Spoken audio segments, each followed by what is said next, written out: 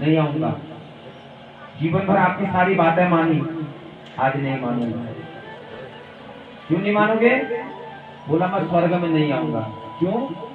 क्योंकि वहां राम कथा नहीं होती है। स्वर्ग में राम कथा नहीं होती है, ध्यान देना। कथा कहाँ होती है? घर में होती है। जिस पर आप किसका था? मंदोदरी का। इस कारण से हनुमान जी क्या हो गए? राम जी से बिछड़ गए। यानी कि राम जी हनुमान जी घर में रह के भगवान चल गए, उनका पीछे हो गया। तो ये महामृत्युंजय मंत्र का प्रभाव है। हनुमान जी और मार्कंडी। अब जब भगवान ने इन्हें वरदान दिया कि तुम दीर्घायु हो जाओगे मार्कंडी जी को, तो एक बात भगवान ने यहाँ पर कही, हमने कहा देखो, अपने जन्मदिन पर जो प्राणी तुम्हारी पूजा करेगा उसके सारे अरिष्ट हट गए। तो इसलिए जन्मदिन पर क्या करते हैं? मार्कंडे पूजा करते हैं। आजकल काम मार्कंडे करते हैं, आजकल तो केक काटते हैं, है ना? दिया बुझाते हो, बुझाते नहीं बुझाते हो? बर्थडे में कैंडल जलाते हो, उसके बाद केक के आगे कैंडल रखते हो, ऐसे दिया बुझाते हो। बताओ करते नहीं करते? बताओ पक्का? मुझे तो नहीं लग रहा आजकल के बच्चे को देखिए। मैं हमेशा बताता हूँ कथा में, देखो ध्यान देना जीवन में।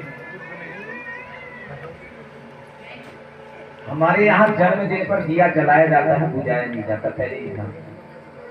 दिया कब बुझाते हैं? जब किसी की मृत्यु होता है। मृत्यु हो गई तो उसे दिया बुझा। आपने क्या करा? जन्मदिन पर लोग दिया जलाते हैं, हल्दी से स्नान कराते हैं, मार्कंडेय जी का पूजन करते हैं। आपने क्या कर दिया? उसके नाम को काट दिया। केक में नाम लिखते हैं अभी आप, और उसके नाम को काट देते हैं। कितना दुर्भाग्य है हमारा। जन्मदिन पर बच्चे को हल्दी से स्नान कराइए, और पता क्या बनाना उस दिन? पुए, जो हमारे गोलजों में चढ़नी भोग लगता है उनको पुए का, तो पुए बनाना है खुशी के होता है। तो जन्मदिन पर बच्चे को ब्राह्मण बुला करके जो है उसके दीर्घायु के लिए पाठ कराइए,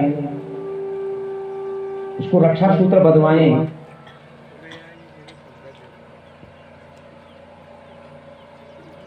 जिससे उसे क्या प्राप्त होगा? दीर्घायु होगी। ये ईसाई मिशनरी में जाकर के ये केक काटना, ये रात रात को होटलों में जाके बर्थडे मनाना, ये छोड़ दो। तो मार्कंडे भी महामृत्युंजय मंत्र के प्रभाव से क्या है? चिरकाल जीवित हैं। और जो हमारे दधीचि ऋषि हैं वो भी इस महामृत्युंजय मंत्र के प्रभाव से क्या हुए?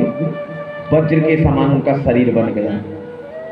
नमः पार्वती पतये हर हर हर महादेव। वो क्यों महत्वदायी है, इनको सुनिए। शिव जी का जो श्रृंगार है वो क्या है? सबसे पहले माथे पर चंद्रमा, चंद्रमा को धारण करते ना। क्यों धारण किया? कि मन, जो मन है हमारा, वो हमें हमारे ऊपर कभी हावी नहीं होना चाहिए। मन भागता नहीं भागता? बताइए। अल्लाह मन यश करो, अल्लाह वश करो, अल्लाह यश करो, तो ये हावी है हमारे ऊपर। तो भगवान ने उस चंद्रमा को, जो मन का प्रतीक है, उसको मस्तक से में क्यों धारण कर लिया? देना चाहिए। इसलिए भगवान ने जो है चंचल ही मन कृष्णो प्रमाथे बलभद्रियम, गीता में भगवान कह रहे हैं कि ये मन क्या है? चंचल है। और मन का प्रतीक क्या है? चंद्रमा है। तो चंद्रमा इसलिए भगवान ने माथे पर धारण कर लिया कि वो हम पर हावी न हो। इसलिए भगवान शिव का पहला जो आभूषण चंद्रमा है वो हमें क्या शिक्षा दे रहा है, कभी भी मन हमारे वो शरीर पर हावी न हो, भटके नहीं। और यहाँ बैल किसका प्रतीक है, धर्म का प्रतीक। हमारे यहाँ धर्म का प्रतीक किसे कहते हैं, बैल को कहते हैं महाराज। और भगवान शिव उसको आरूढ़ होते हैं बैल पर है। और भगवान हमेशा क्या करते हैं, धर्म को आरूढ़ रहते हैं, धर्म से बाहर नहीं जाते। तो हमें अपने धर्म से बाहर नहीं जाना चाहिए, ये संदेश दूसरा दे रहा है। यहाँ डमरू रहता है ना, तो डमरू ब्रह्मांड का प्रतीक है।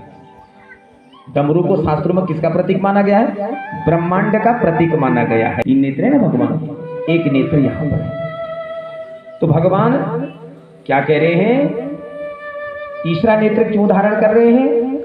तीसरे नेत्र का मतलब होता है सावधानी। आज के जमाने में तीसरा नेत्र क्या है, सीसी कैमरा है, नहीं है भाई। कई बार आप चोरी करने जा रहे हैं, आपने ध्यान नहीं दिया, कैंपस में कैमरे लगे हुए हैं,